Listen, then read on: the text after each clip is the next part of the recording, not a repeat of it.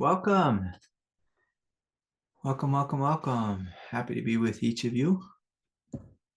Lovely to see you. Robbie, are you on Team America? All right. All right. Okay, I'm on that team. I'm on that team. Okay. I had some announcements. Let me get myself straightened out here. I was just in awe of Robbie's patriotism. Nothing wrong with loving where you're from.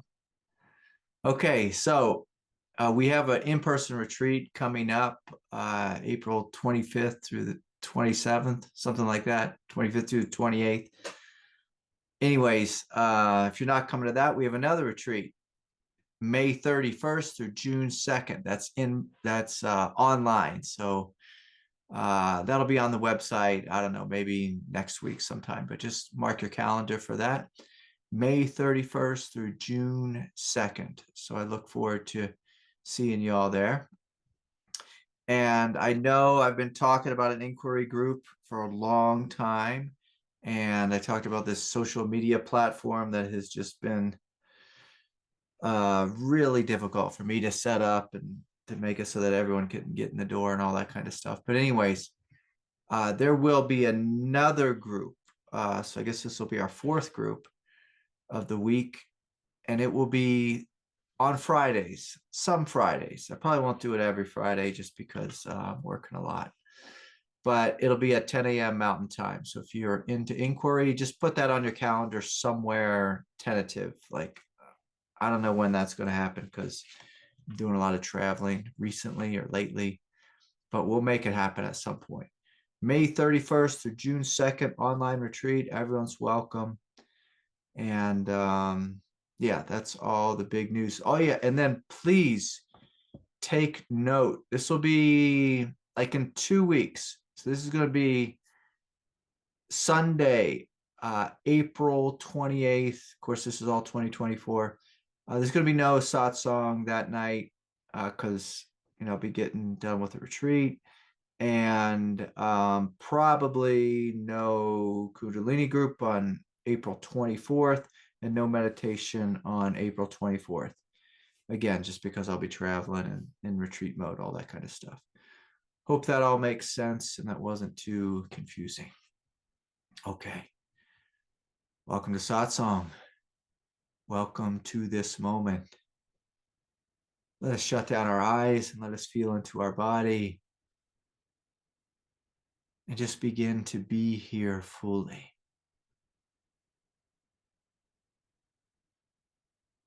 And so we are letting go of our normal everyday thinking mind and stepping back into this depth of spiritual presence. Stepping back into our essence,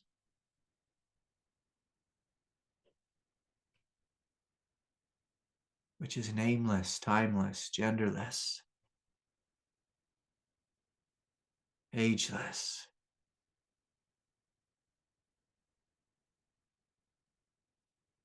And so join me in stepping back into this space that has no mask, no filter.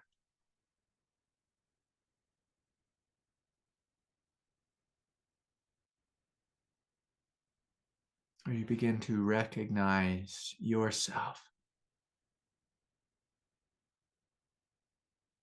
as vast, spacious silence,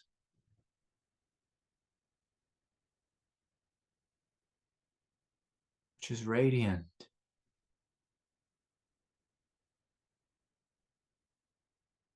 quietly, silently intelligent. This space knows what we know without thinking.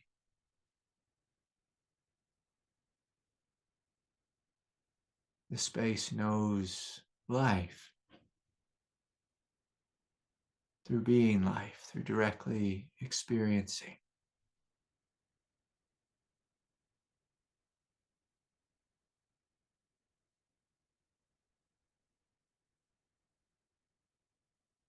And so I'll just ask you, what is life like? What is life like when you don't think, you just are?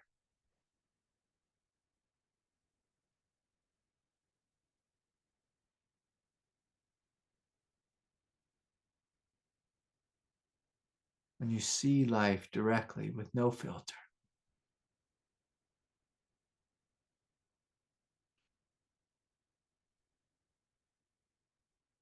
You give yourself permission to drop the character, the personality.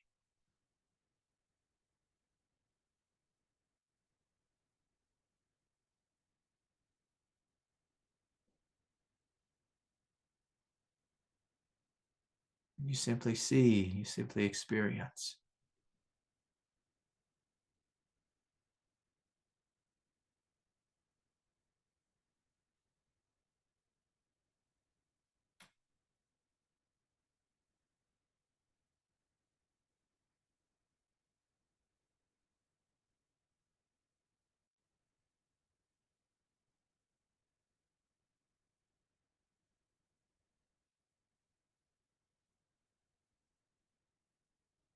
Can you give your mind permission to expand in all directions?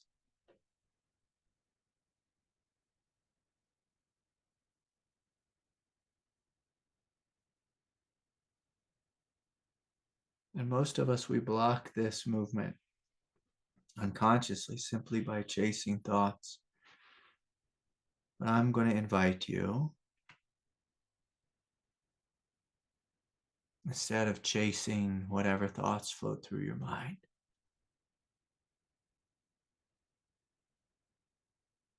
rather you allow yourself to be your experience. And of course, in this moment, I'm inviting us to be the experience of being open,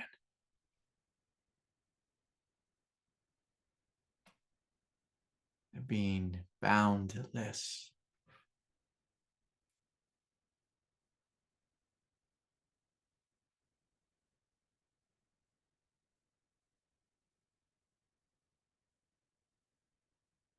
Of being centerless.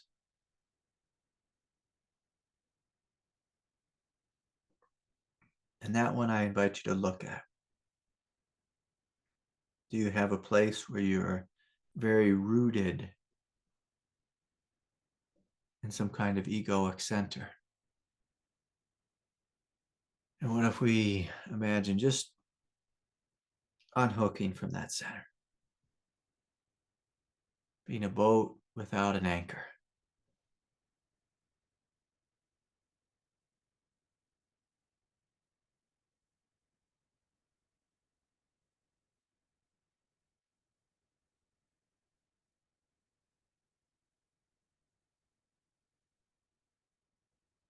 What if we let go of that most common point in the center of the head that people think from and call that me? What if we let go of that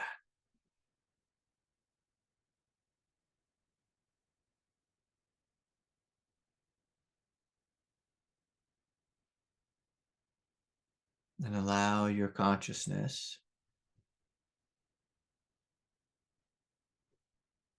to expand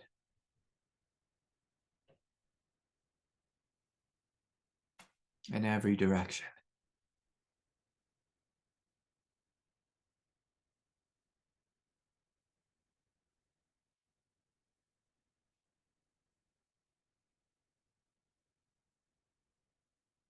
And I might smile a little bit. I hope you smile as you expand into a greater space of freedom. And can you enjoy this freedom? Now, some of you are a little too serious. It's hard to enjoy freedom or being serious. We'd be better off following the teachings of Christ and just being childlike, being like a kid. Just allowing your mind, your consciousness to expand and envelop the sky.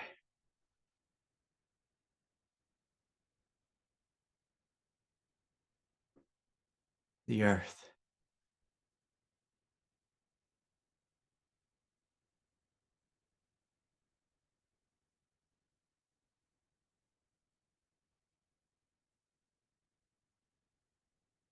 And some of you could benefit from a little bit of trust, or a lot of trust in letting go in the hips and the pelvis, and the belly. And just trusting that I can be open, that I am open. Openness is my nature.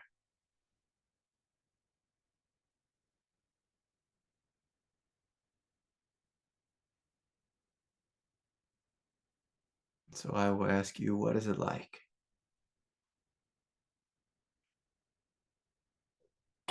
to be open? What is it like to be open? What is it like to take off the mask, the costume?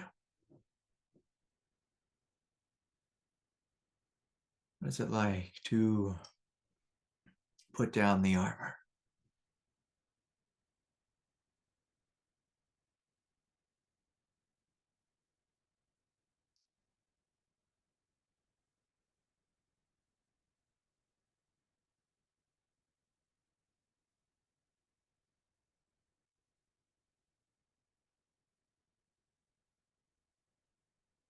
And simply be this vast, timeless, ageless, genderless, nameless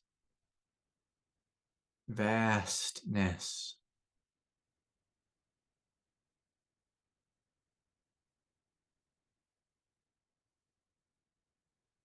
And so I'll ask you, can you be okay with this?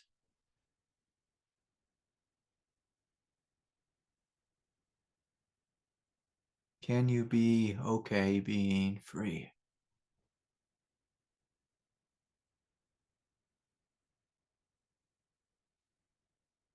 Without any name or concept or identity to hold on to? Can you simply be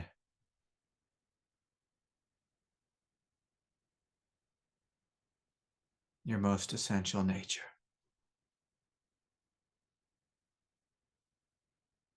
For this nature is always being you. It's always being you. Can you be it? Can you be what you are?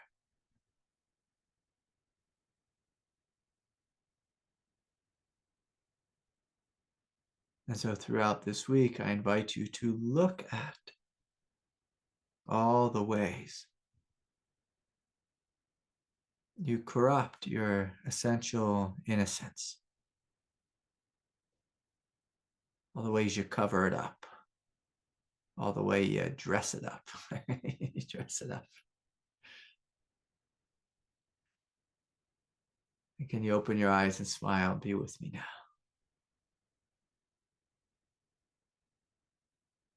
So again, so wonderful to be with you all. I did this it's really funny thing. It's really incredible thing this weekend. I went out with some real rowdy friends, and we climbed to the top of this big arch in Utah. I don't know if you know about arches in Utah, but they're really big. Let me see if I can pull one up on my phone without making a ruckus. And oh yeah, here it is. Y'all can see that this big, giant arch. That's probably camera's not liking that. Anyways, so I went on this big arch. I climbed to the top of it, and we tied two, I think it was 70-meter ropes together and rappelled down. And then my friend Devin created a big swing for us, like a rope swing. And this thing was, I don't know, like a 300-foot, maybe 400-foot rope swing. It was crazy, just crazy. And we spoke about this a lot last week, this thing like jumping off the cliff. And of course, the cliff that, most of us stand on is we stand on this world of the known. It's my ego, my mind, my personality, my age, my whatever that thing is, socio-economic kind of upbringing and class, all that kind of, silliness. And we live in that. We say, this is me. I know this world. This is where I feel safe.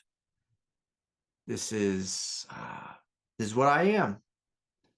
And in a sense, spiritual awakening is saying, well, what if I let go of all that? And I jumped into something greater. That's what spiritual awakening is. It's what the Christ is. Christ consciousness is a consciousness that is much greater than our everyday human consciousness. The everyday human consciousness is led by, it's all about me. It's all about me. Any of you are country music fans. Toby Keith has this great song. I can't remember how it goes, but it's like he says, like, all the time he's listening to you, you being his girlfriend or his wife or whatever. But occasionally he wants to talk about me and I want to talk about whatever it is that he does as a cowboy. Anyways, he has this whole story about he just wants to talk about himself. And that's the nature of the ego, is I just want to talk about me and my experience, my life, my politics. I want to talk about how Trump is wrong or how Biden is wrong or how, shots will save us all or shots are going to kill us all or whatever it is. I want to talk about my views, my way. Frank Sinatra had that song, right? My way. Yeah, I think it was Frank Sinatra. Anyways, we get carried away in the world of my and me and I.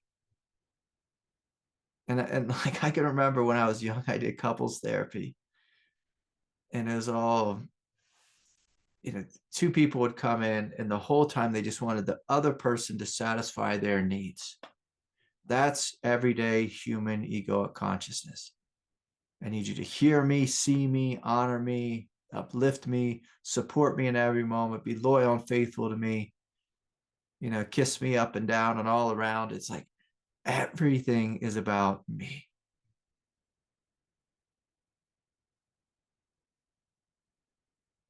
But spiritual awakening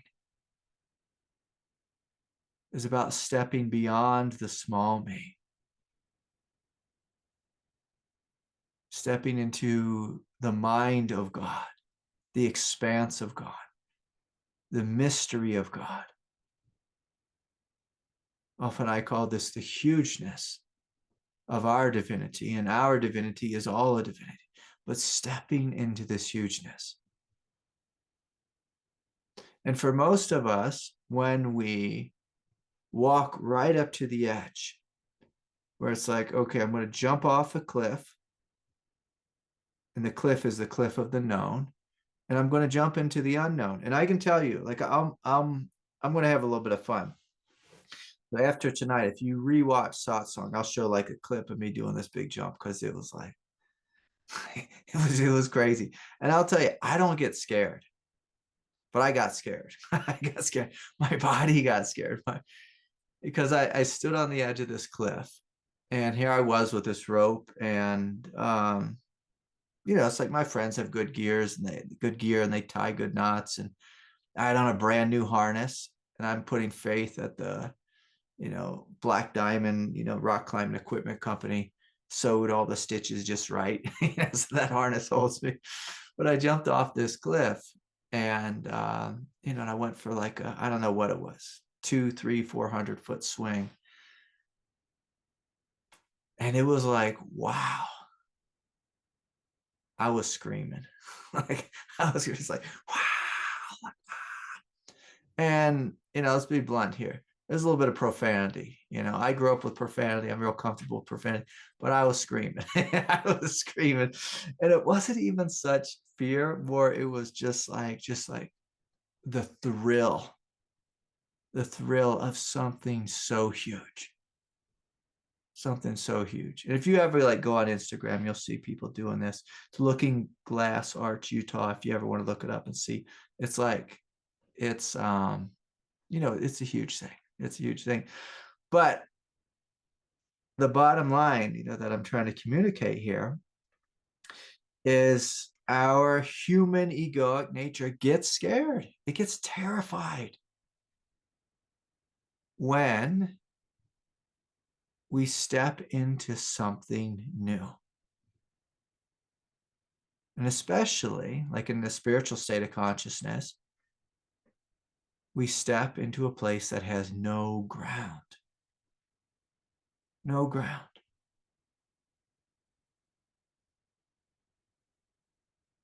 Where we feel often absolutely out of control. And the I, that feels out of control, well, that's the egoic I that thinks it's in charge. When in reality, like we're all out of control all the time because we are in God's world and it is God's will that leads us. God is the doer. And we spoke a lot about that last week.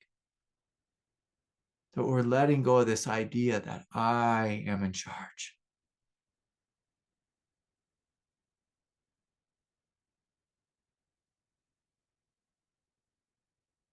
And we're letting something else lead us. And of course, this something else is the intelligence of God, the love of God, an unconditional love, a love that's not, like I love my country and hate every other country. Even though Robbie's showing up tonight, super patriotic, being a real American and wearing his American flag shirt, he doesn't hate Russia. He doesn't hate Iran. He doesn't hate whoever, the Chinese. He doesn't hate. I mean, he has a big heart and he loves. Now, if it's a sporting event, he might want to see America win. But, come on, we can have a little fun with that. But when we jump off the cliff, we're letting it all go. We're letting all of our personal wants, needs, and desires, all the me against the world. And we're stepping into a new mind, a new consciousness. And for most of us, when we make that step, the direct experience often is one of the mind feeling like it is expanding into infinity. And when it's a really good awakening, often it feels like the ground is falling out from under us. And so this one most people can deal with, the mind expanding. That's a little bit like disconcerting. I can remember like the first time I felt my mind expand into the sky. It was a little bit like, oh, I'm going crazy here. I'm going a little bit crazy, but also like it feels really good. For most people, when the ground falls out from under them, you'll be like me on whenever it was, whatever day that was, when I jumped off that cliff. It's like I was checking my harness. I was making sure that thing was buckled. I held on to the rope. I held on. And I'm like never holding on to that rope, but I held on to that rope. I was like, oh boy. Because if the stitching on this harness breaks, it's not like I'm going to fall and break my back. Like I'm going to go total splat. It would be total splat. And I got a little girl. I can't die. I can't die just yet. But most of us, when the ground starts to fall out from under us, it's too much. It's too much for us. And we say, give me something to hold on to. Give me my politics back. I'll hold on to that. I'll talk about that. Give me my cat, my cat, and I'll just talk about my cat and smother the cat with love. And worry about the cat, or give me something to hold on to. Something, anything. And often, many of you have found this experience when you start to open up and you get really scared. Like if you want to go back to your ego, all you have to do is grab onto a thought. Just pick up a thought, an opinion, a belief. It's great if it can be something divisive or something, because that gets you like really back into your egoic nature. If you get something divisive. And so sometimes people will have like an experience of awakening. Like you may have a big experience of awakening and someone comes up and challenges your politics. And you're like, no. I'm going back into the ego. Like those are fighting words. I need to argue. I need to finish this. I need to prove to them they're wrong. And when we see this, we start to see, oh my gosh, like, what am I doing? What am I doing? Instead of being courageous and choosing the truth and staying with the truth, what am I doing? I'm going with my ego. I'm defending it. I'm guarding it. The ego often might call that courage. But if we want to be free, there's this different type of courage. And it sounds terrible, but I'm going to say it, but it's the courage to be alone. Now, most of us, when we're alone, we have this feeling like, oh my God, I've been abandoned. In fact, like sometimes I get in trouble, like when I go out into the desert, the wife and kids are like, you abandoned us. Yeah, it's like, whatever, you want to come or not? Like, you want to come, get in the van. You want to come, get in the van. But oftentimes, like as humans, like we feel abandoned. We're like, everybody left me. But when you're awake, like if you ask the Buddha, did they feel abandoned? Like, did the Buddha feel abandoned? Did Christ feel abandoned? Absolutely. Absolutely. Or rather, Christ and Buddha felt alone in the world. They actually abandoned life. And when you're awake, you abandon life. You say, I'm done with all the shenanigans. It's just like the cable news. I can't listen to those guys talk. I'm done with that. I'm done. I've abandoned that world. I don't want anything to do with that world. It's a hell realm. It's a hell realm. Gossip, I don't want anything to do with it. I'm abandoning that realm. I'm leaving it. Even if it means I stand there. I have nothing to say. So when you're in the truth, often we're alone. Often we're alone. Often we feel like we are in a groundless state. Often we feel like we don't fit into society anymore. The Buddha called this, stepping off the wheel of samsara.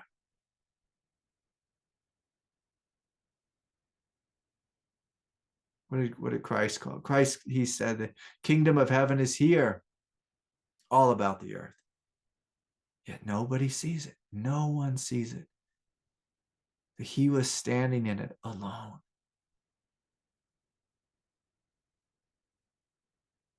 Alone.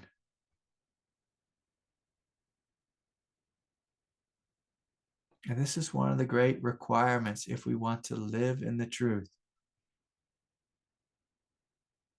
is that we are willing to stand outside. Us and God, us and life. And you're not really alone. You're really one with life. And so come on, let's not be too dramatic here. You're one with life and you experience this huge oneness and unity, but you absolutely will feel separate from humanity, at least in the initial phases of this. You'll feel as if you are living in another world. Another world. And for a lot of people, when they first make that leap, it's terrifying. Like when I leaped off that cliff, it was terrifying. It was terrifying. All my friends, they were standing on the ground. We actually climbed up like halfway up this arch. It's like this big like cathedral dome. And so they were standing halfway up, but they had ground under them. There's this beautiful sandstone earth under them.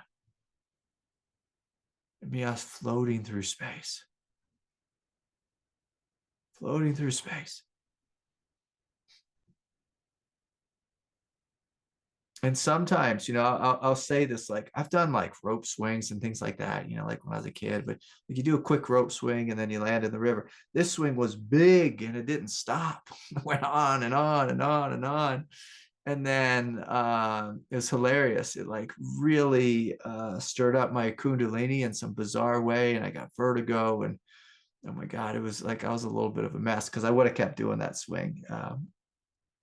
But it just messed with my human consciousness.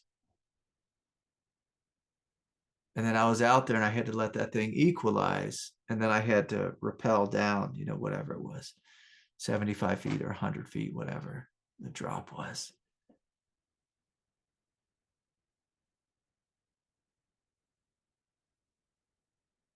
And a lot of people, like when they first wake up, they get scared. They get scared. And it takes courage just to sit with your experience and not pick up the thoughts again, but just to sit there. Like I sat there and like I had this vertigo experience and, again, like it stirred up my kundalini in just some strange way, just because I think just because it's such a huge rush of energy. And it took me some time to find my bearings when I was floating in space. Of course, the same is true of spiritual awakening. It takes us some time to find our bearings. But most people, they don't take the time to find their bearings in this new state of consciousness. They say, oh no, oh no, oh no. Because a lot of us, as we wake up, it scares I'll use this terminology, it scares the bejesus out of us, whatever that means. It's like scares the bejesus out of us. And we're like, this is too much.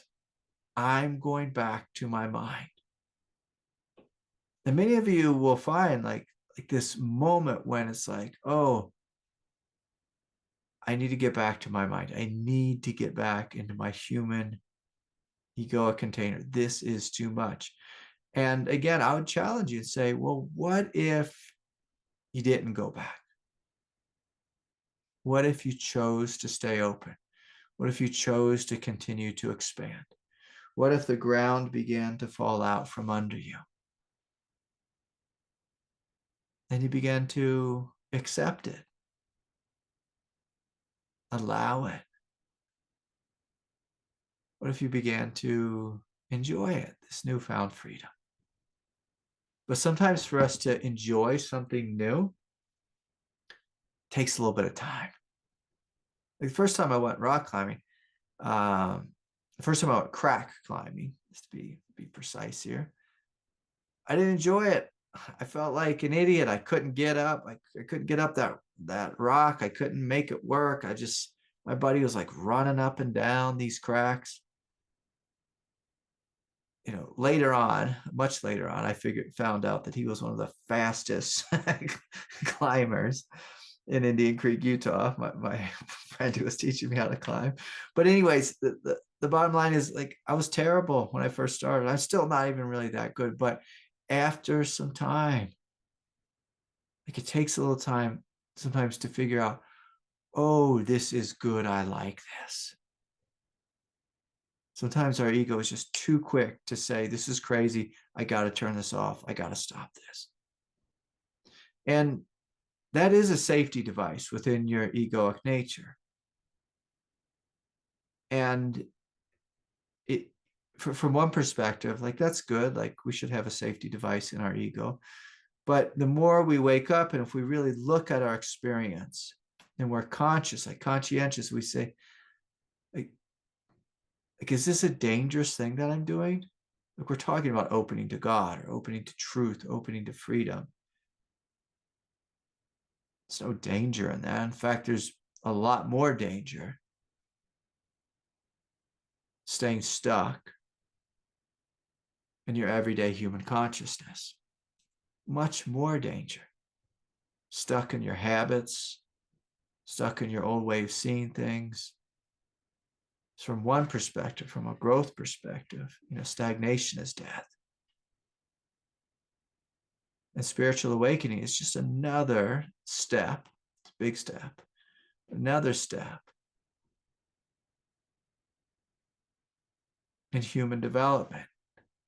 It's a step into freedom, a step into the realization that what you are is a divine being. And it holds this massive mystery. But in order for someone to hold this mystery, to become this mystery, we have to have some level of fearlessness or some level of trust, depending on how you look at that. And, I'll say this, like often, like if you've lived long enough, you kind of seen what the world has to offer, you realize like this world isn't really going to make us happy. It's not going to make you happy. Like I did this funny thing this weekend. Well, anyways, I live in a small town. I was looking for a pair of climbing shoes. Climbing shoes are the most difficult ever thing to order online because they got to fit perfect. And it's just like the sizing is all off on them. Anyway, so I ordered a bunch of shoes. None of them fit. And I went out climbing. And anyway, some of my friends were like, "Oh, let's run up to Moab real quick and let's go to the store, get some, they wanted to get a bunch of food or whatever." And so I found another pair of climbing shoes and I was like, okay, these are the ones, like these are the ones. And like you put on a pair of climbing shoes and you think, I got a little neurotic. I was trying on all these different shoes and getting crazy with it. I gave my other shoes that I just ordered to my buddy because they ended up fitting him. Anyways,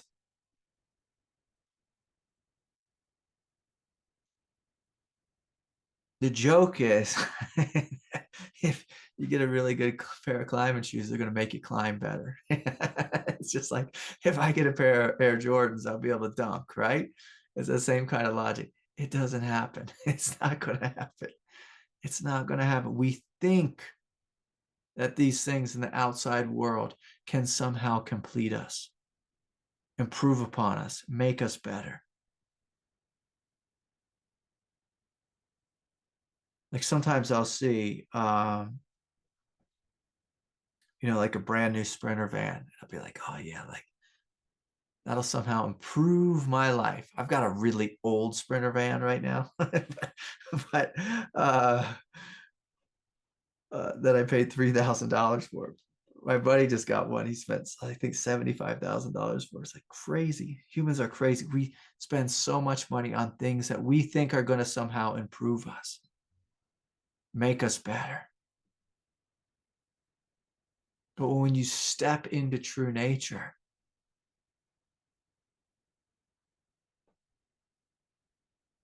you wake up and realize what you are, that you are divine, that you are holy, that you are something so good, so pure, so innocent. Those wants and desires, they fall away very quickly. See through them very quickly. Everything becomes like that joke. Because my buddy, I was like, hey Devin, how you liking those new shoes? I gave him my shoes that didn't fit. They fit him perfect. And he's like, they're great, Craig. They're great. And he was like way up, on this cliff and part of like a multi-pitch climb. Anyways, he's way up there. He's like, but they didn't make me a better climber. And I was like, dang it. I thought my shoes were going to make me a better climber too. They don't. They don't. They don't. You might look good in them, but come on now. When you look at your heart, when you look at what you are, when you recognize what you are, you see, oh my God, this thing is so beautiful. So beautiful. whether your hair is just right or if it looks like a big mess, whether you're covered in dirt and grime and sand, like I was all weekend, or, you're dressed for the Oscars, whatever. Like when you wake up to your heart, when you see your heart, you say, oh my God, this is the most beautiful thing in the world. It's the most beautiful thing in the world. And then from this space, when you look out at the world, you see the most beautiful thing in the world everywhere. And that's how we know it's not an ego thing. You see the most beautiful thing in the world everywhere. Like, my God, when I was out the other night, the stars are just so incredible. So you see that Milky Way just shooting across the sky, a little sliver of a crescent moon. So lit up. Like, our earth is so beautiful. The sky is so beautiful. The ground is so beautiful. And when you wake up in a fearless way, there's a funny thing too that happens, is you see beauty even in hell. And that's when you know someone's really awake, because they say they see beauty even in hell. And see, this is a paradoxical thing. And this is how someone like Christ could forgive the people who threw him on the cross, because he could see beauty. He could see the innocence of the soldiers, even when he was in hell. And for most of us, like the thing that we will find is, as we really start to embrace our trauma and our past and our heartache and our suffering, and we stop seeing it in a way where we are blaming others for hurting us, that's when, like, we're truly waking up in the hara. We stop blaming people who hurt us. We start to see, oh, I'm suffering, they are suffering, and I'm okay, and they're okay, and it's okay. Even though it's like really, in a human, like, relative way, not okay that it happened, but it is okay. It's not okay, but it is okay. And that's really the thing that I was speaking about last week, of what, like, many of us, we try to allow. We try to allow, and we're really efforting in our allowing process. But the more we wake up, the more we trust, the more we are willing to feel and not turn away, we discover this great okayness. Great okayness. And this okayness, like, one way of speaking about it is, like, this is what the mind of God is. Like, God's not up in heaven worried about us. Like, that is not what's happening. God has a sense of, it's all okay. Even though those humans down there are busy blowing themselves up, God has a sense, a knowing, that it's all okay. Even the things that aren't okay. And that's a great paradox. And most of us, we won't get to that stage on the path unless we are willing to feel what we don't want to feel and not turn away. And not turn away, but just simply to be with all of what's here. And so, just to recap a little bit, like, often the first initial stages of waking up are like me, like standing on the cliff and you jump off and you say, "Ah!" And it expands and it's wild, and maybe it's really blissful, and there's these rushes of energy, and maybe we run back to the mind, but let's just say we stay open. And as we stay open and we really begin to see what we are, We get to see our innocence and our purity. We see that we're not that old bag of bones, that we're not that egoic mask. We're not the one who was traumatized, but we see, oh my God, there's this purity here. That's always been here. That's always been good. That's always been awake. That's always right here, vibrant and free. And we see our beauty. And then we look out at the world, we see that beauty everywhere. And again, like all that is just like wondrous for most people. But then this next stage of awakening is kind of a different cliff that we jump off, where we actually jump down into the places that scare us. And we might have a question there, like an inquiry question, like I did. It was like, can I be free here? Can I be free in hell? Can I be free in my trauma vortex? Can I be free in my wound and in my shadow and in this place that I feel so scared and so alone, so abandoned by God? Can I be free here? And of course, to be free here means the willingness to feel it all, to experience it all, and to not turn away. And I always look at mothers, because mothers, they do this with babies. As anyone who's ever been a mother, you have a kid and that kid gets a flu, and you're up with that kid at 2 a.m. or 3 a.m. or 4 a.m., maybe 3 nights in a row, and you don't turn away. The kid cries, the baby cries. You pick up the baby. It's this type of courage, this type of selflessness, this type of willingness.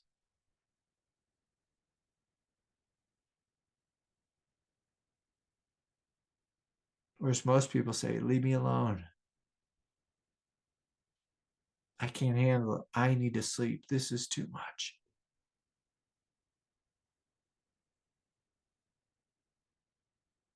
But the mother says, I'll be there. Here I come. Here I come. It's a different type of strength. The strength not to run away from pain, but to run toward it. Not because like we're, whatever it is, sadomasochist kind of people. It's we run toward pain because that's a movement of love. It's a movement of truth. It's a movement of freedom, a different type of freedom. I'm free from my ego that just wants to seek pleasure and avoid pain. I'm free from what Freud told me I was. Freud told us we're just pleasure-seeking individuals, pain-avoidant individuals. And to be awake means we need to step beyond something. Step beyond that programming.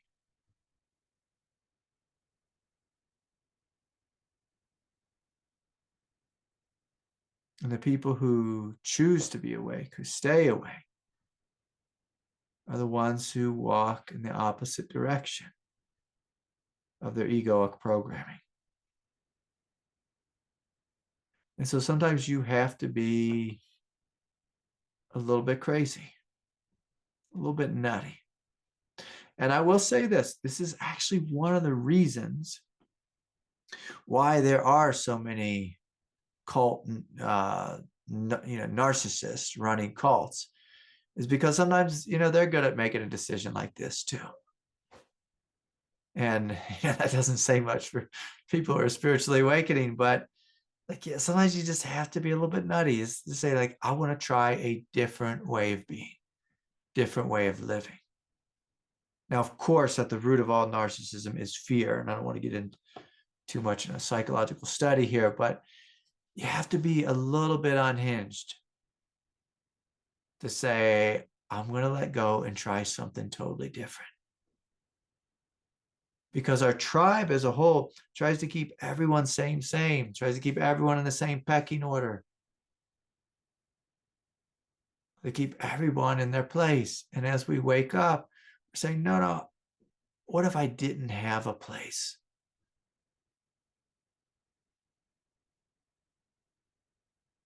What if my place was everywhere and nowhere? And that's kind of what it feels like as we wake up. It feels like we are everywhere and nowhere, that we are all of existence and none of it, that everything matters and nothing matters. And there's this wild paradoxical freedom that comes only when we're willing to step out of our egoic nature. It's in our ego, it's all about what I know, what I can control. And when you wake up, it's like you realize, oh, I don't control anything, but I am everything. So, like, what's that? What's that? It's a different way of being, it's a different way of experiencing. And often you feel as if you're on the edge of your seat. Like, even though, like, I did this real dramatic, silly rope swing with my friends, like, a lot of times when I'm just walking around, my consciousness is exploding open. A lot of times I will reach down and touch the earth, be like, okay, like, it's still there. It's still there. It's still there. Like, I'm not going crazy all the time, but sometimes it feels that way. When you live in a world of expansion, it can be a little bit unsettling to your human self, but after a while you get comfortable with it to some degree. And then God pulls the carpet out from under us again. Says, how about this? How about this? God took my best friend Doodles to heaven a couple of weeks ago. I was like, what are you doing? Why are you taking my best friend? Why are you taking my best friend? But that's life. That's life. You never know what's going to happen. You never know. You think, all this is permanent. And life comes along and shows you, nope, nope, nope, no, not permanent. But then the question always becomes, well, is there something here that is permanent? Some aspect of essence? Because you'll see your mind will come and go, your thoughts will come and go, your beliefs will come and go. Like, do y'all remember your politics when you were 14 years old? How about 19 years old, freshman in college, and maybe you took a political science class, really thought you knew everything. Then you took a class on communism or socialism. I remember I went to a college. It's like every one of my friends was in the sociology department. Every single one of them were communists. Like, it was just like they were all about that. And it's just like, how'd that work out? Like, how'd that work out? I bet not a single one of them are communists anymore. Not a single one. Like, where did all that go? Where did it all go? Where did it all go? No, I have friends. I have so many friends. It's very hilarious. Who, like, in the last whatever, 10, 15 years have gone through some level of midlife crisis. I have friends who've dressed up like cowboys and who've dressed up like bikers, like full leather, like the whole I'm just like, what are you guys doing? Like, what's going on here? Like, you're really throwing me a curveball. And I was talking to my buddy, and we were just talking. It's just like, man, I just have a hard time putting on a costume. I just have a hard time pulling it off. Like, I do like a cowboy hat and I love some cowboy boots, but just like, this boot's got to be a little bit more comfortable. Like, that hat's got to loosen up a little bit. Me and my buddy, we were saying, it's like, just like we just wear what's comfortable. So we dress like 16-year-old skateboarders. Just like baggy pants, baggy clothes, skateboard shoes, just dress comfy. I have a hard time investing in a costume. And you'll see, like, if you reflect on your life, you might see, okay, there was a couple times when there was some costumes in there. Like once upon a time, I had dreadlocks. Like multiple times, I had dreadlocks. Those were costumes. Like that's costumes. It's like dressing up like a clown. Like sometimes we dress up like a clown. Sometimes I have friends who put on, a uniform. It's hilarious. I've had friends who were growers, who grew the green stuff, and like that was their thing. And now they're sheriffs, and it's just like, what's going on here, guys? What is going on? And so we'll find that our human egoic consciousness, it comes and it goes and it changes and it morphs. And again, that can be good. That can be a good thing. But sometimes we just go from one costume to the next. Well, like I almost, this you guys will really find this funny. I was in the Hare Krishna temple in London, and they took me in that back room and they got out the clippers. But I ran. I ran. I got out of there. I got my free vegetarian meal, and I sung Hare Krishna and I took off. And I was like, I'm out of here. I'm out of here. But like that's one of the things our ego does is it likes to wear the costume, put on a costume, identify the costume. But I want to know what's here that's beyond the costume. What's here that doesn't change? What's here that's always been here? Like that same pure essence when you were a 3-year-old little girl, 12-year-old kid, 18, 26, 35, 50, 60, whatever, however old you are, that same essence. What is that thing? And have you noticed that innocence, that purity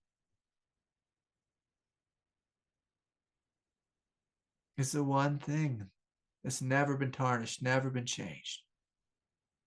You can put a costume on top of it. You can cover it up. You can put trauma and armoring all around it. But if we just stop and look at this innocence, we see that this innocence is just as beautiful as the day we are born, just as beautiful as when God created us, just as beautiful. And we could ask, does this innocence, which appears to have outlived everything in my life, does this innocence need armor? Does it need protection?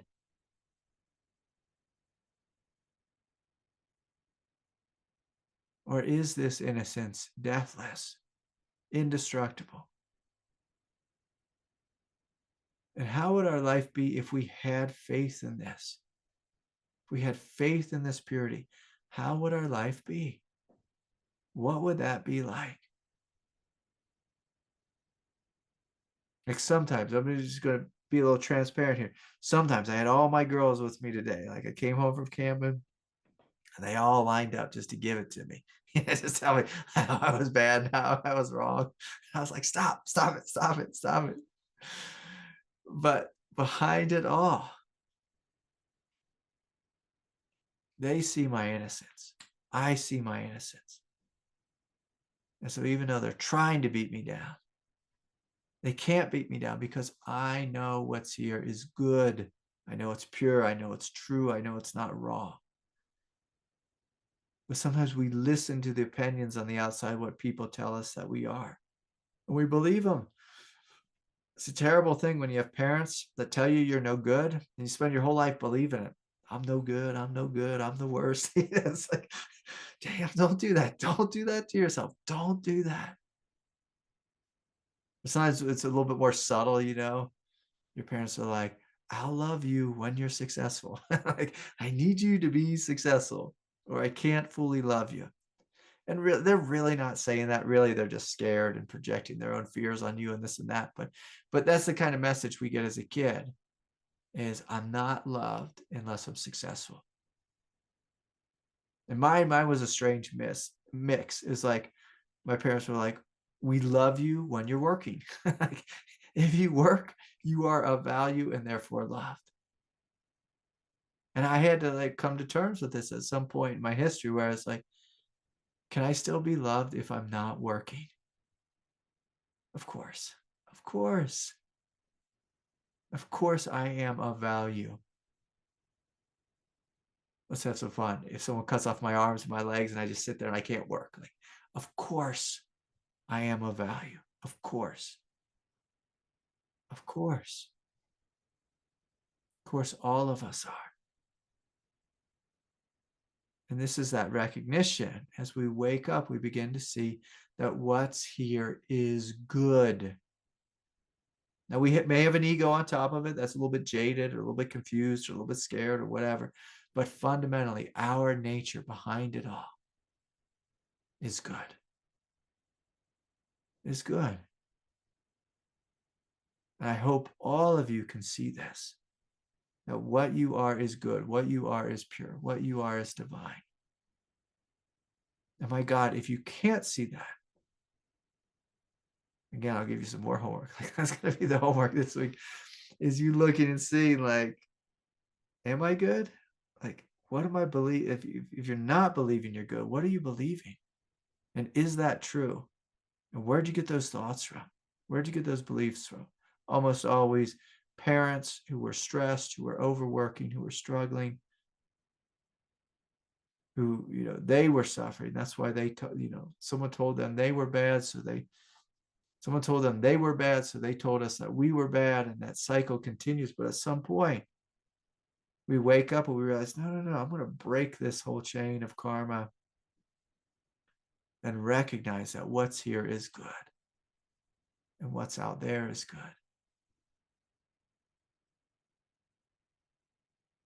I'm going to tell you something. I told you all this story of the three-legged deer, right? This is back in the fall. There's a deer that me and my two friends, Doodles and Buster, were out on a walk, and I saw a three-legged deer. Got hit by a car. Of course, there's a herd of deer walking around my neighborhood, and its leg was just like hanging off. I was like, oh no, that's terrible. I was like, that deer is dead. In no way he's making it through winter. I walked out my door 4 days ago. That deer is hopping around my yard, three-legged deer, just hopping around. And I felt into its spirit. Oh my God, it's so beautiful. So beautiful. It's like such a beautiful being of light.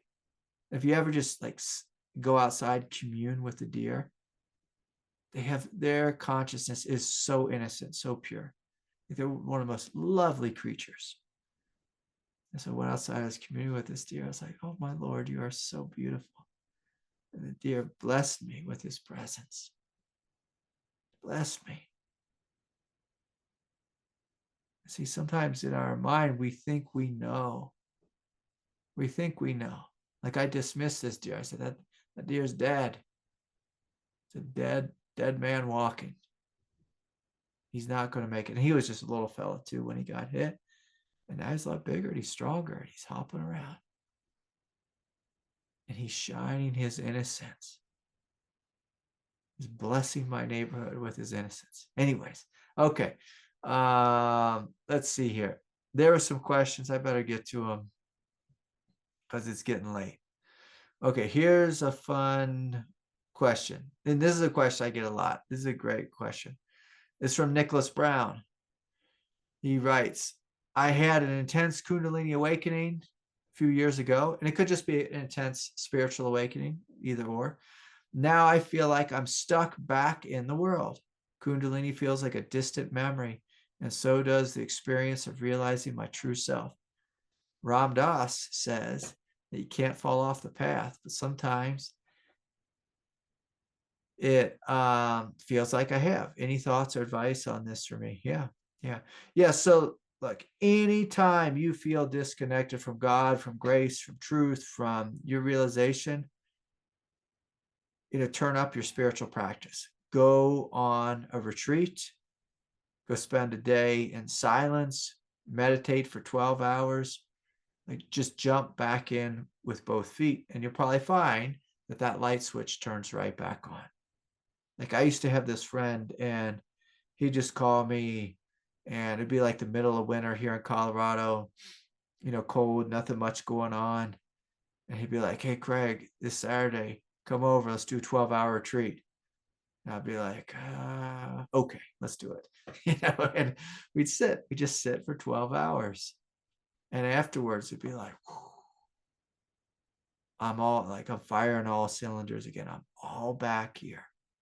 I got all of me back here. I no longer have the whatever wintertime blues or feeling disconnected in any way.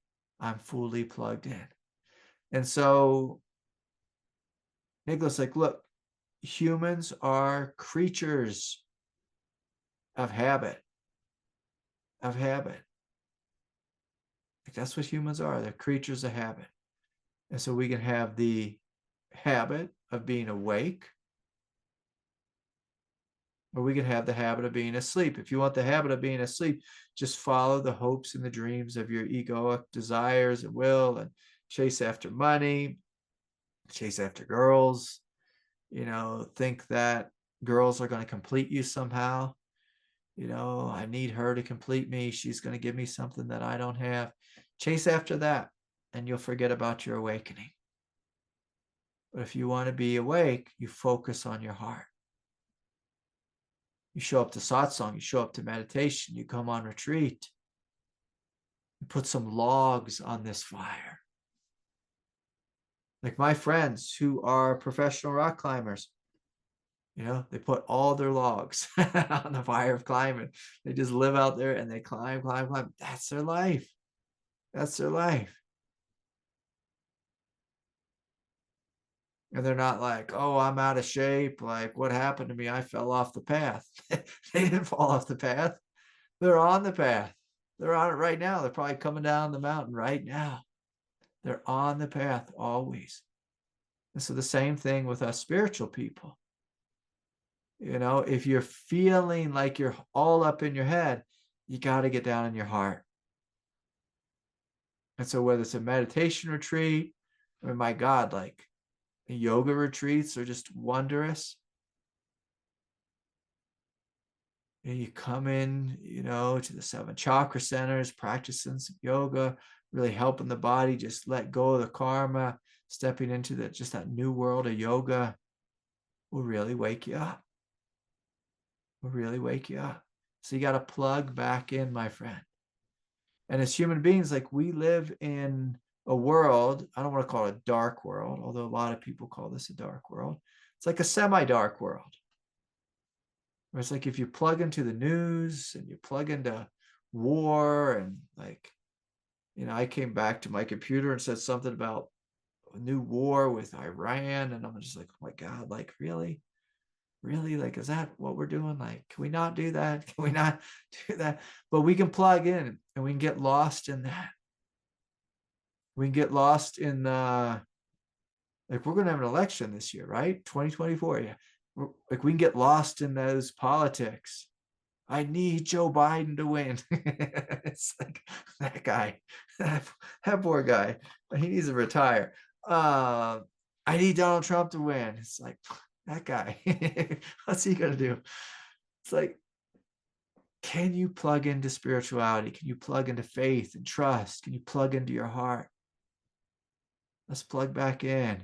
Nick, it's been a while since I've seen you. Plug back in. Plug back in. Be here.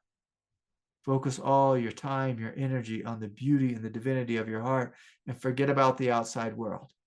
Keep showing up to work, of course, like we all have to pay rent here on planet Earth. But just know this is God's world. Everyone you're interacting with is God. Is God.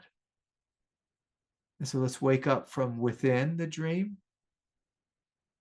And simultaneously, let's step out of the dream and wake up in our heart, connecting to our beauty and innocence. Okay. That's a fairly easy question. Like, whenever we step off the path, jump back into practice. And practice, of course, the practice is really opening our heart. Really opening our heart. Okay. Here's another one. Greg, it seems like it takes an insane amount of courage to be willing to feel all the intense energies that happen in the body and embrace the sometimes terrifying nature of the shadow.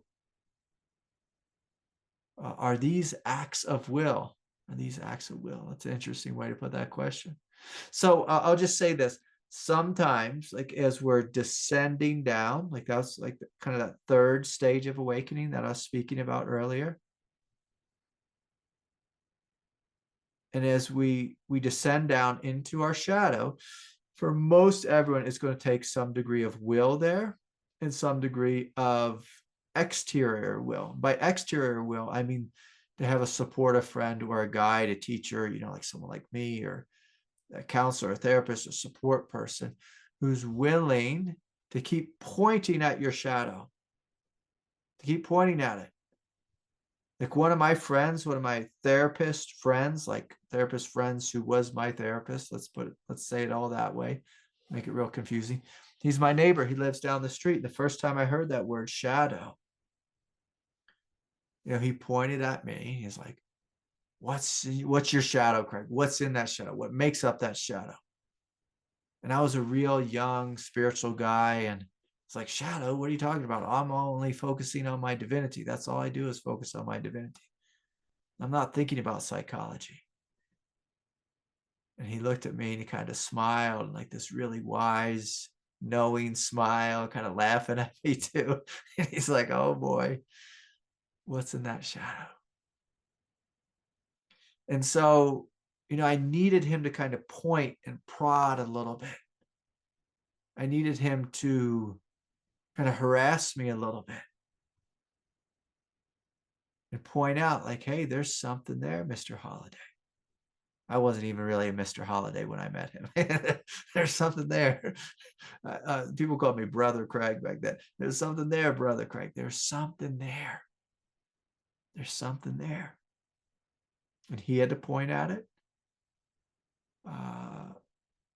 My family pointed at it. I got married young. My first wife pointed at it. My kids pointed at it. My teacher certainly pointed at it. And so, and it was scary. Like I wanted to run, and it was more, not so scary. It's just uncomfortable to be in the hot seat. And so for me, and for a lot of people, when they're doing shadow work, we need someone else to point that out and to kind of just be like, hey, you have something right there. Like you kind of got, you got a little something right there. Maybe there's a big something right there.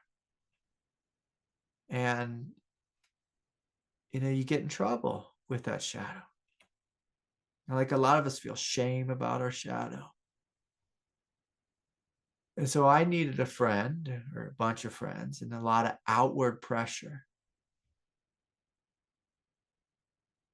to really point that thing out. And then I realized, oh yeah, this is a problem. Like my human self is a problem. Like I get in lots of trouble in this arena.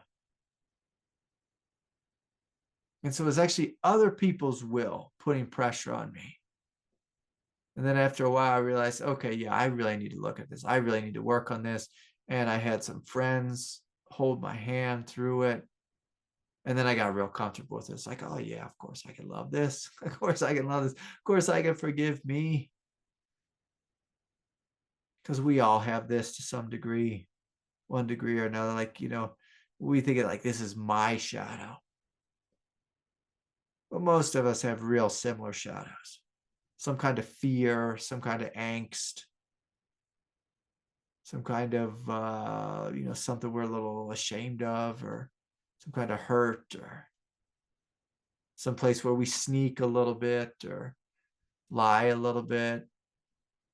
And again, like lying, I say this often, but lying is just like camouflage. We just kind of camouflage ourselves. But when you start to see, okay, it's okay to look at this, it's okay to be with this. And so for me, it actually didn't feel like an act of will. It felt like an act of love. There's a part of me that's like, I'm actually really hurting in my shadow. And these parts of me need love, need love. And so maybe in the beginning, it took a little bit of will to just like turn and look at that thing and just stay with it. But really, it was love, where I was like, I see that I'm hurting. And this thing that I'm hurting and tripping over and actually causing pain for others, like causing pain for my kids and the people who work with me, and my friends and my family or whoever. And even, I could say this, like my shadow, it hurt Doodles. It hurt, my best friend. It's just like, I love this dog so much, but my shadow hurt him. And so it's like, okay, like I need to work on this because I don't want to hurt Doodles. He's a sweetheart. Sweetheart. I think everyone just needs to take a look again at Doodles because he's a special guy. Take a look. He's a sweetheart. And it's like when you hurt a little fella like this, like when you hurt someone you love,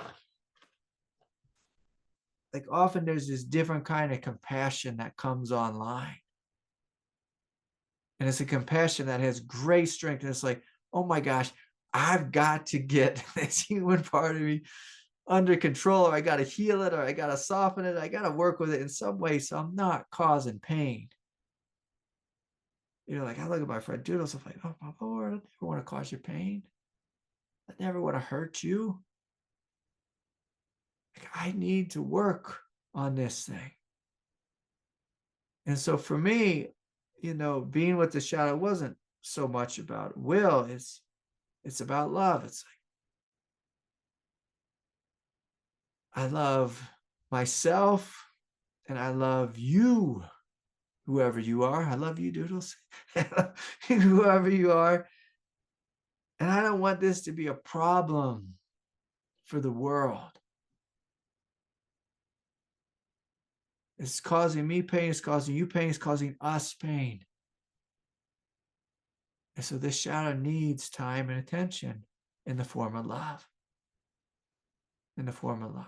And of course, maybe some boundaries and some, maybe some training of some sort, like some kind of psychological training. That sounds terrible, psychological training. Some type of training and like how to heal or how to communicate better or how to behave sounds terrible too. Behave in a better, higher way, in a more evolved way. I need to work on my vocabulary words tonight.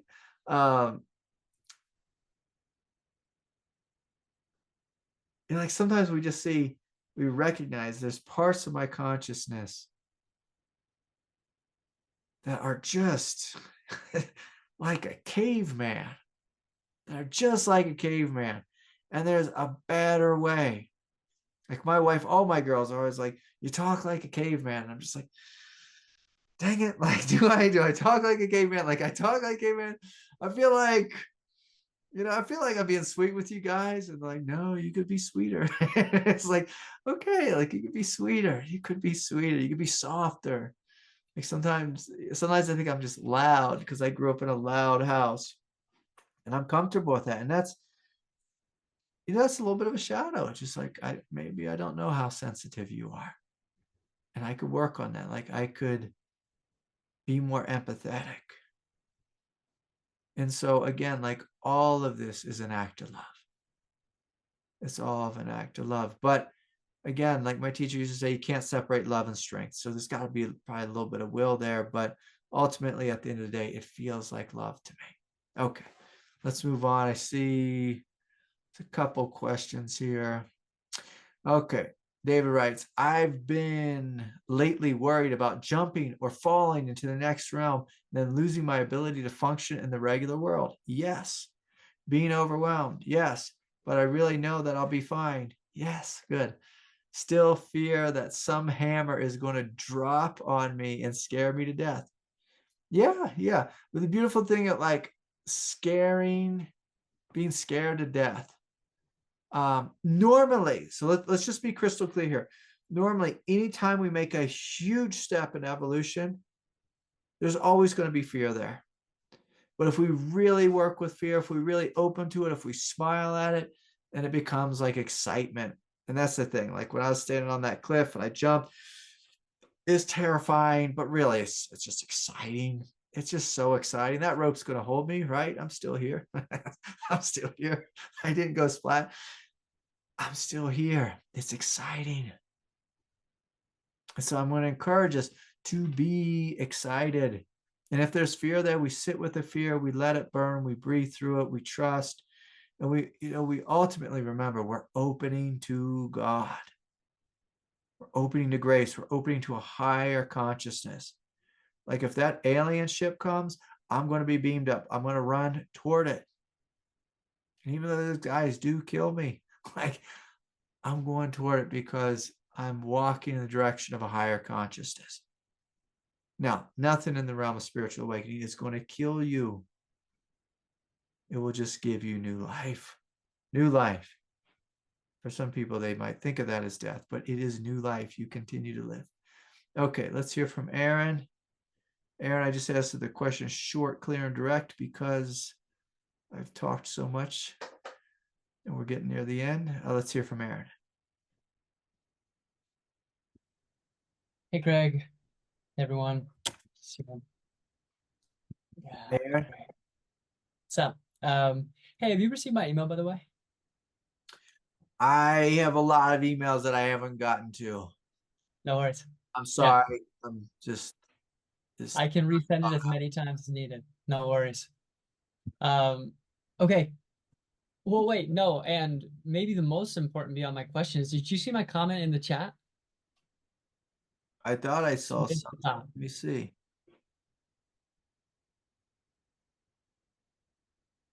I saw something with brownies. Did you say something about brownies?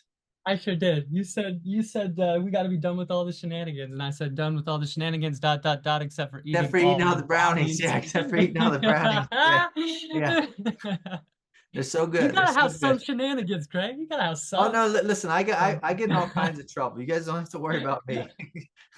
I play more than my fair share. When you guys follow me around, you think, God, this guy. oh, great. So this song was really apropos, and I found out today that my job won't exist in a couple months, and it's somewhere that I've been for a long time and that I've kind of been depending on for a steady income. And so losing it like just made me feel really terrified in Yeah. my belly. And this is definitely, I know that was a growth edge in your path, and it definitely is in mine around like materiality and Yeah. feeling like I'm going to be taken care of and kind of like sharing my gift with the world and all the things. But I wanted to bring it forward because it's super fresh, like it's real. I I never thought that that job would disappear. It doesn't even make sense that it's going to. Yeah. And yet it Everything is. It's gone. disappears, huh? Totally, totally. No, Yeah. it's Yeah. like really shocking. And so I Did your gift disappear? say that again, I'm sorry. Did your gift disappear? Did not. That's still here. Did Still God around. disappear? No, don't think so. I don't think so. What are we worried about? That there's not a place for Aaron in the world? Yeah, yeah. What am I worried about? It kind of feels like that bottom dropping out that you're talking about, but it's Yeah. not so spiritual in this case. But it's like, yeah, am I No, like I think very this is basically? spiritual. Like anytime we lose our job, uh, for me, the question always comes up: is there a place for me on planet Earth Right, where I am supported? right.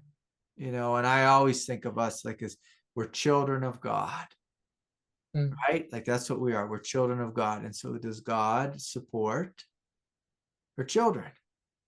Because God's supporting her children. And if we go into the mind, we can come up with all kinds of answers and think about starving kids here and there.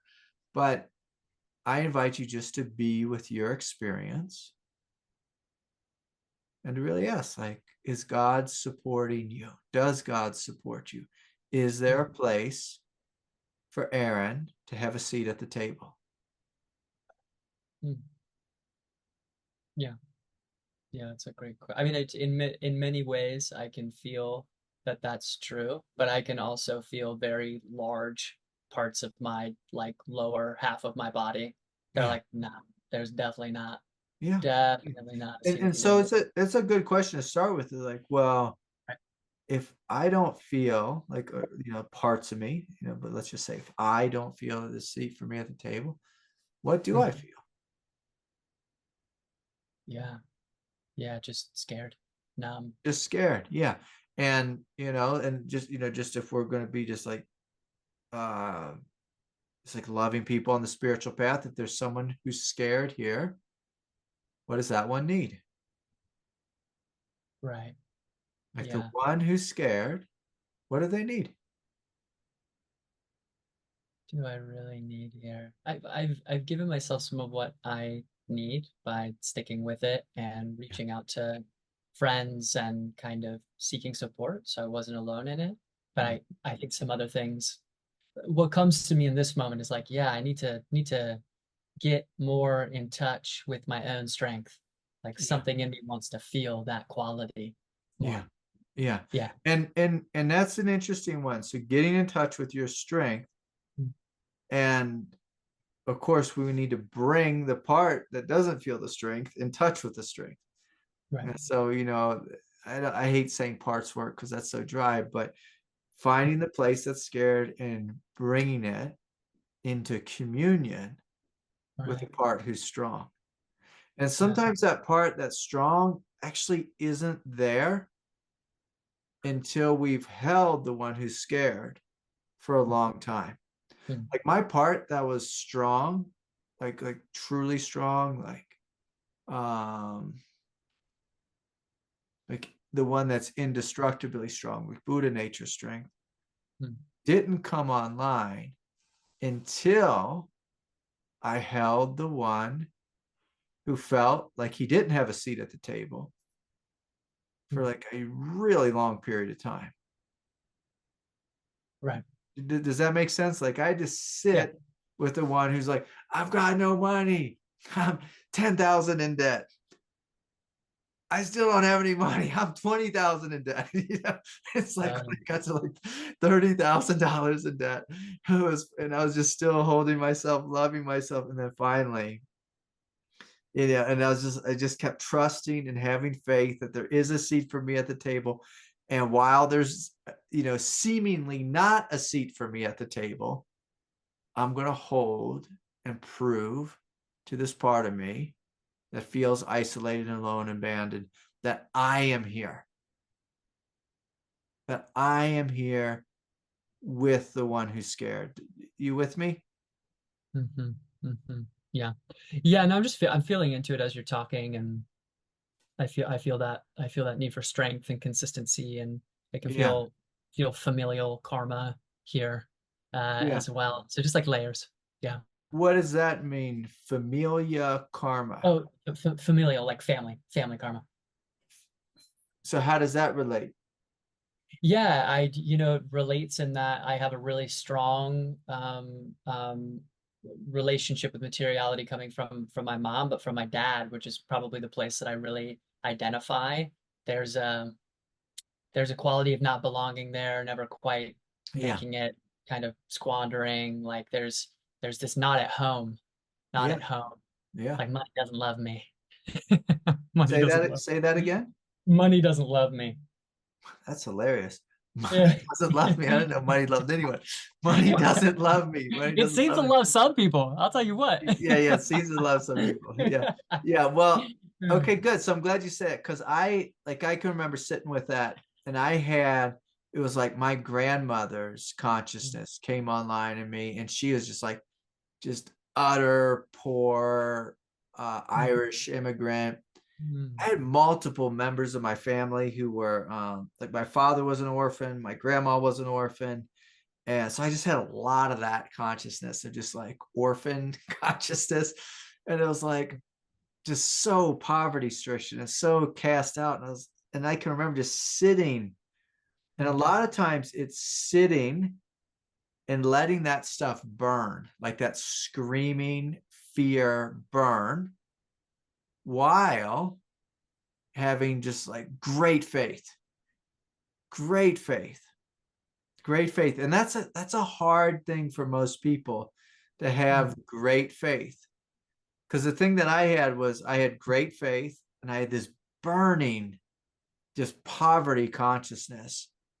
But then I had a strong mind that was aligning with a poverty consciousness of telling me all the reasons why I would fail and everyone else would do better. It's like, dang, I don't need this mind. I don't need this part of my mind. And so I had to actually work with correcting my thoughts, and that was kind of, that really helped me begin to discover.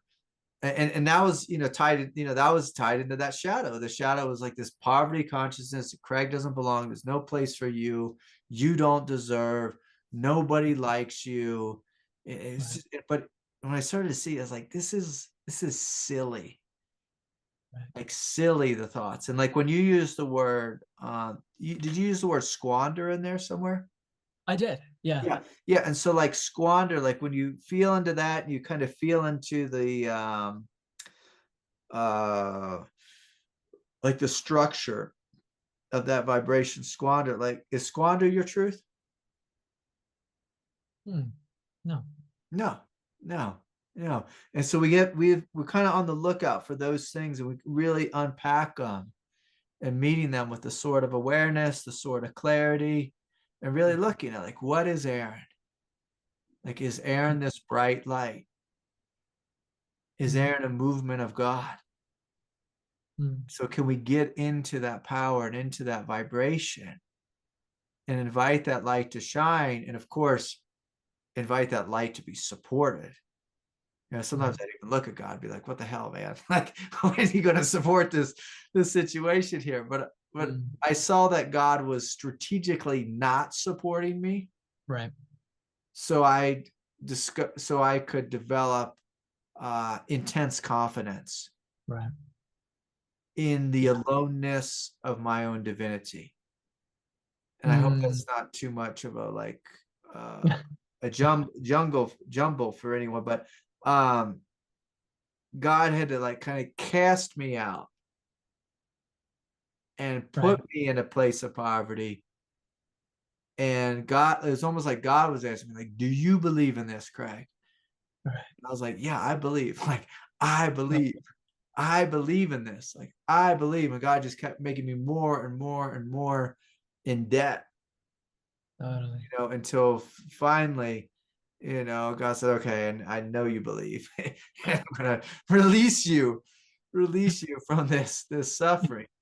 But it doesn't have to be that way for everyone. It just, it's different for everyone. I had some kind of unique astrology around it where, like I was just going to go through that as a cycle, but to have absolute faith, whether there's money coming in or not. And I tell people, like, if you have a gift, it's your job to honor that gift, to uphold that gift, to share that gift, whether you're being paid or not. Like, you do it, you do the work, you share the light.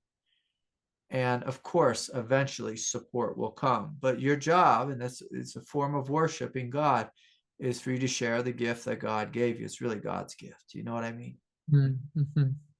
And so it's a way of us having deep faith. And the problem with a lot of people, when they have a gift and they shed a gift too soon, they don't have confidence with it. You know what I mean? It's like the confidence is philosophical, or it's insecure.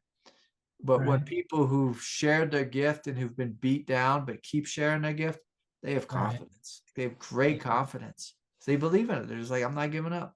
This thing is good. It's holy. I must share it. I must share. And so for some of us, God takes us on this path of beating us down and stringing us out, in order to test and develop. our will and our confidence in it. Not everyone is just like, oh, I have a gift and then I'm a millionaire. It's like Right. that's like the the the spiritual myth. All right. But it's a beautiful myth. Everyone wants that one. But Definitely. this other one, it's hard. But again, like if we just have trust and faith, God gave us something great. So of course God is going to support something great. Yeah. But it might not be in our time frame. Right. It might not. Sometimes it's like just in the nick of time. Me, it was like it was like 5 years late and $30,000 short. It wasn't a day late and a dollar short. It was like crazy strung out. But some people, they just get a little strung out, a little bit tested, because of their karma or whatever. And some people aren't really tested at all. They just kind of fall into fortune. It's just like, okay, one job ends and then the next, then come Monday morning, they're starting the new thing. Right. But I'm going to encourage you to trust and to really meet that one with love, the one who's Mm. scared. Yeah. Like, I see you, I love you. And I always quote this movie. I should probably see this movie before I quote it. But there was this movie with Will Smith, and I think it's called The Pursuit of Happiness. And I think he was a single father. I could just be making this whole thing up. I'm just going to tell a story. He's a single father, and he just like believes in his gift, and he just does everything he can to make his life work, even though he's like failing miserably totally in the beginning. And sometimes that means like we take on a second job or a third job or whatever, just because we believe in this thing. And there's like no crime in that. There's no shame in that. Like, like Tony Robbins, he was a janitor before he was like the multi-millionaire world speaker, self-help guru. He was a straight up janitor. And it's like, yeah, like sometimes we're a janitor. Mhm. We continue to do our Dharma study. We continue to share our gift for free, continue to put Mhm. it out there. I Mhm. mean, I had humbling Yeah. moments, and it's just like you just keep showing up. You keep showing up and see what happens.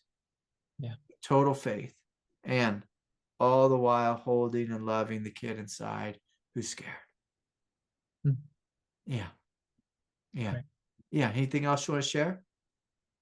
I think the last thing that I'll say is that yeah, I I really I really appreciate this quality around showing up. I mean, I think that that's yeah, this kind of like how much do you want it and how much are you willing to put Yeah, behind it? yeah, Uh, yeah. kind of I quality. I mean, I think that that's real for me right now. And that's a big deal. And a lot of people see that as like ego and will. And I always just saw it as God's the boss. I'm serving God. Like, this is a gift. I'm meant to share it. That's the deal. Totally. Like, just that's just the deal. Like, that's just the deal. And we can, like sometimes when we want it so much from our ego, it's like God's like, nah, you want this too much for yourself. And sometimes we have Mhm. silly ideas. Like a lot of us think, Mhm. okay, when I'm sharing my gift, then that'll mean something or people will love me. And we have to be very careful.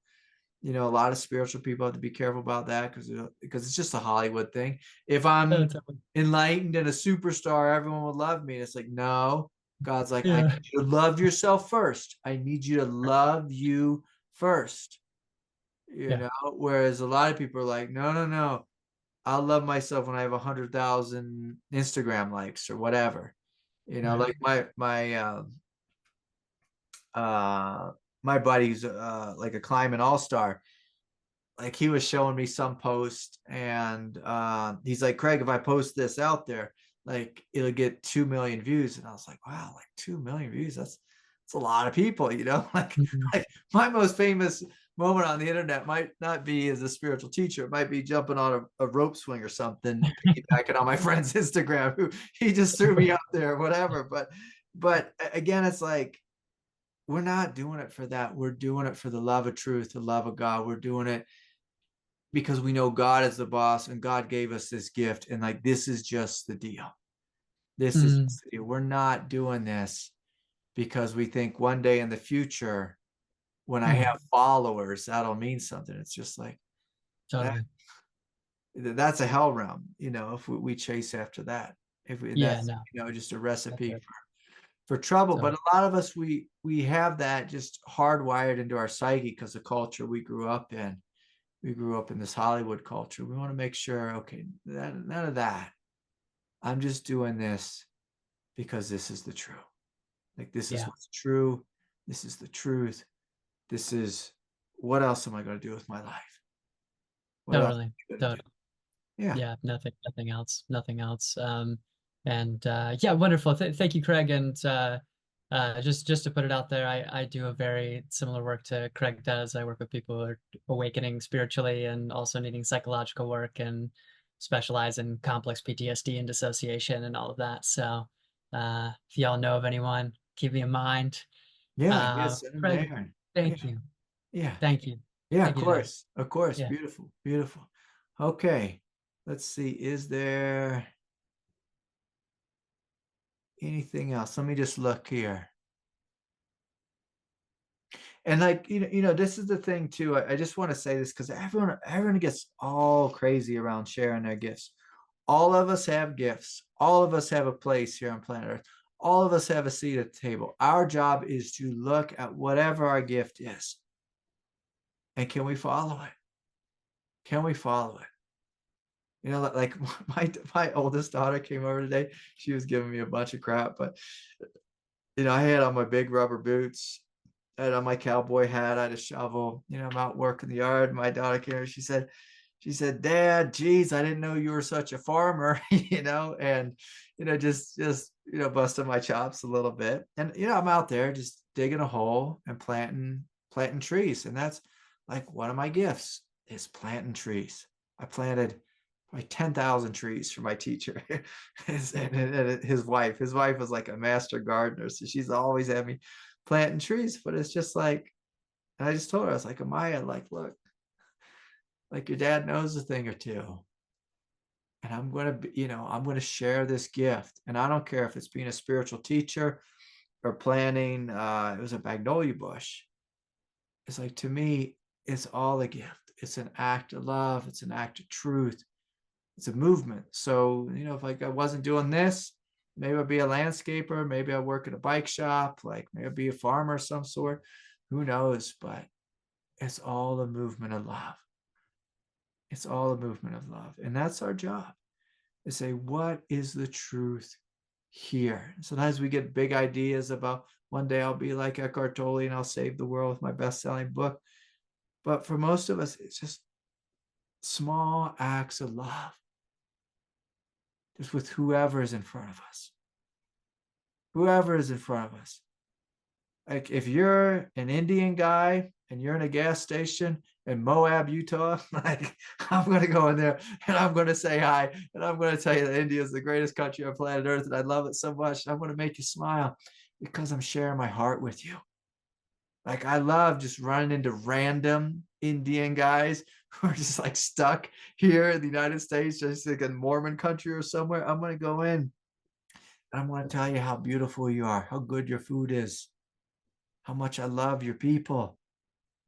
And it's like just connecting with another. I did that this weekend. Like I just ran these guys, and you know how it is. Like sometimes Indian guys, they run gas stations, of course, Indian restaurants, gas stations, and hotels here in the United States. But like I had these guys lit up and feeling so happy. And it wasn't even I was trying it. It's just like I see them, I light up, I smile. It's like, can we share our hearts and our love with the world? The gift doesn't have to be I'm a non-dual counselor, teacher, therapist, or on what's that show, American Idol, or whatever it is. Like, just share your light, share your beauty. That's our work. So, anyways, so much love to each of you. I know it's a little wild and crazy tonight. I was just having fun with y'all. Thank you all so much. So good to be with you. See y'all soon. All the classes will be here next week. It's in 2 weeks that, when I'm traveling, we're getting in a little trouble. Okay, see y'all soon. Good night. Bye.